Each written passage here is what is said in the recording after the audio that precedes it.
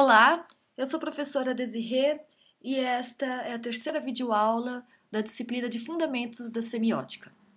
É muito importante que nesse momento vocês tenham clareza sobre os conceitos que já foram trabalhados. Na unidade 1, os conceitos sobre signo, linguagem, semiótica. Na unidade 2, o modo como os signos se apresentam à mente. E nesta unidade 3, o processo de significação. Especificamente, o entendimento sobre o que é o fundamento do signo, seu objeto e interpretante. Lembramos que esta videoaula não tem intenção de substituir a leitura obrigatória. Ela é complementar. Como nas outras videoaulas, nós apresentaremos exemplos da aplicação dos conceitos apresentados. Na unidade anterior, nós vimos que há 3 categorias que se referem às fases operativas do processo de percepção de todo e qualquer signo. A primeira idade, que é o input visual, que tem relação com o sentir, é uma percepção primária, onde o signo é percebido pelos elementos que mais suscitam a emoção, sensação e o sentimento, como, por exemplo, as cores, as formas, as texturas, os movimentos, os cheiros, os sons. A secundidade é o insight representacional, é o reagir. É a percepção secundária, é quando o signo é decomposto em relações e associações e percebido como mensagem. E, finalmente, a terceira idade, que é o output comunicacional, que tem relação com o pensar.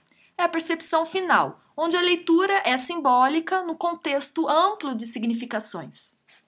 Novamente, devo ressaltar que toda a obra de Peirce está alicerçada nessas categorias: a primeira idade, a secundidade e a terceira idade. Isto é, que toda a sua doutrina dos signos, ou que a gente chama de semiótica, está inteiramente baseada nessas 3 categorias.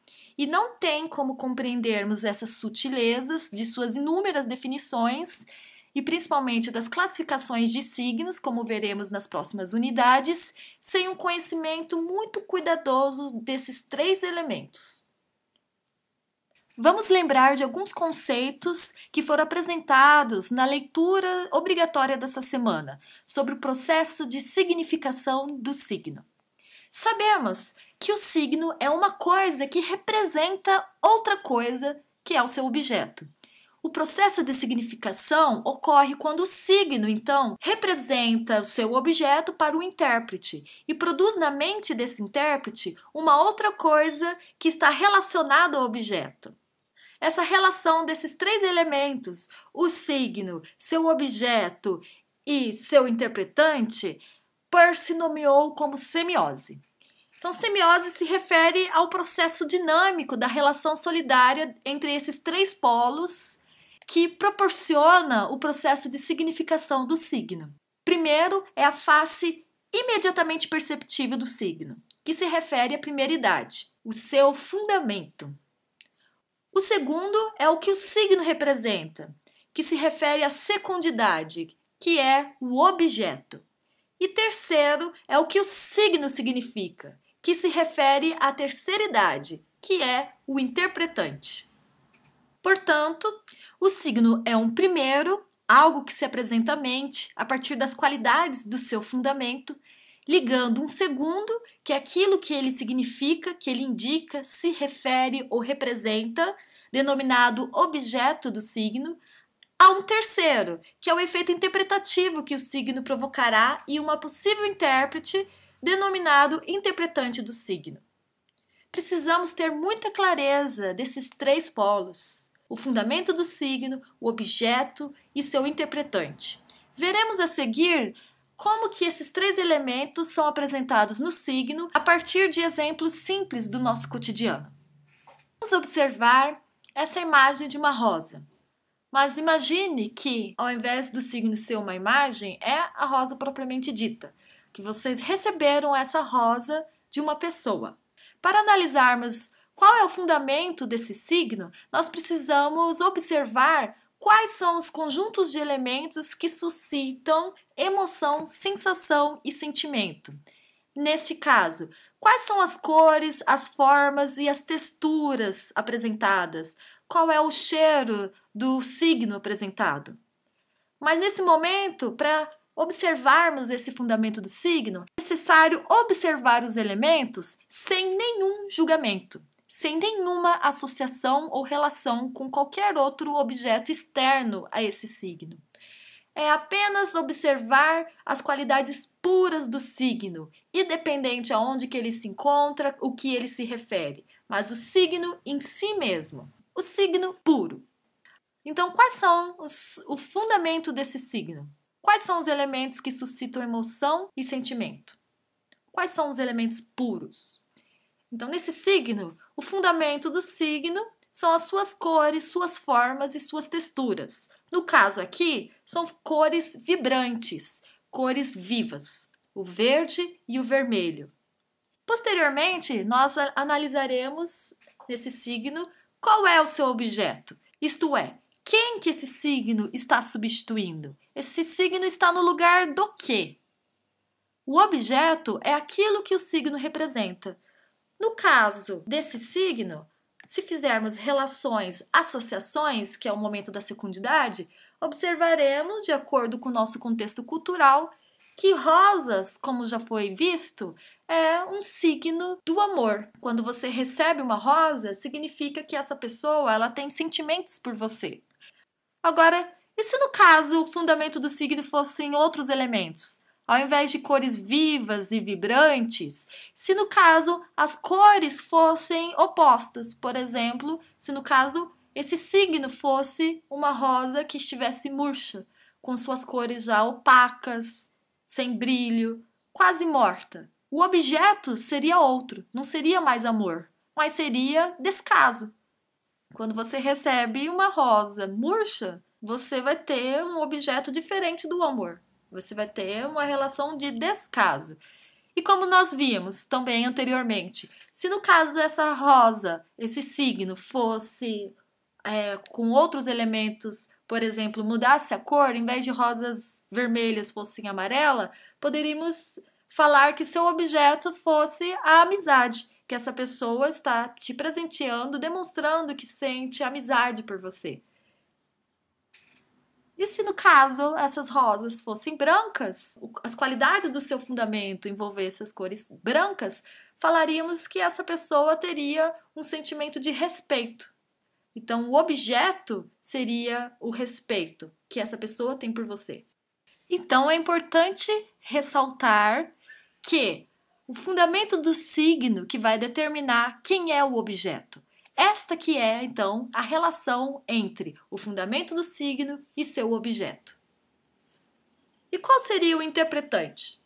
Então, o interpretante é aquilo que o signo produz numa mente interpretadora qualquer.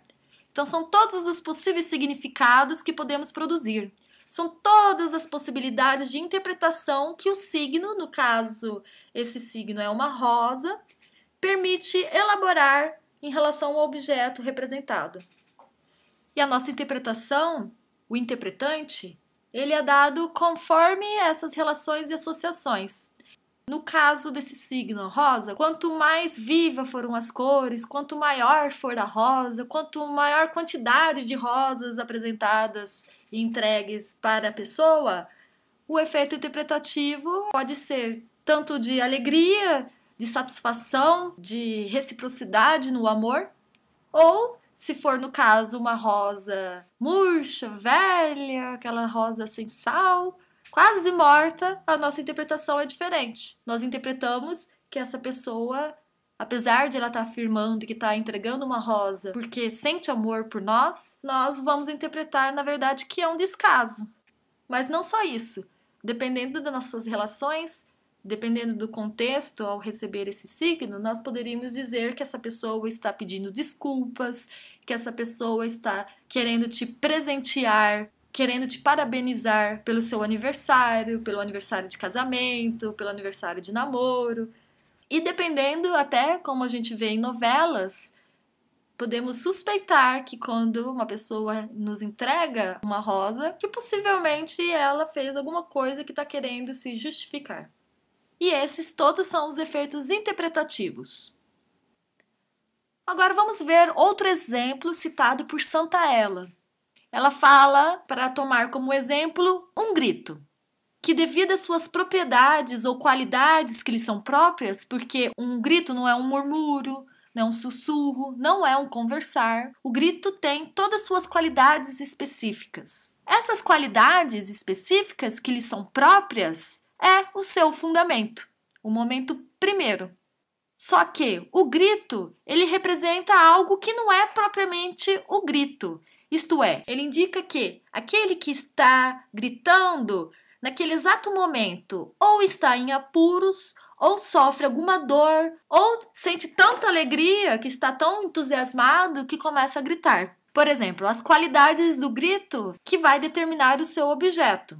Então, o fundamento do signo é que vai determinar o seu objeto. Se o grito fosse de dor, aquele grito que você prende, por exemplo, o dedo na porta, é totalmente diferente daquele grito que você dá quando você recebe a notícia que foi aprovada, seja no concurso público, ou numa prova, num exame.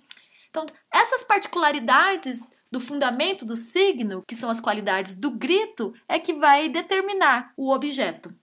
Isso que é representado pelo signo quer dizer o que ele se refere, se é alegria, tristeza ou dor, é chamado do seu objeto.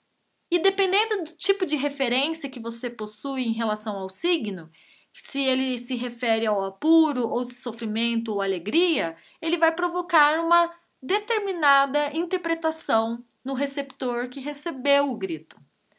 Ele vai ou correr para ajudar, ou ignorar, ou, se há um grito de alegria, gritar junto. E esses todos são os efeitos interpretativos.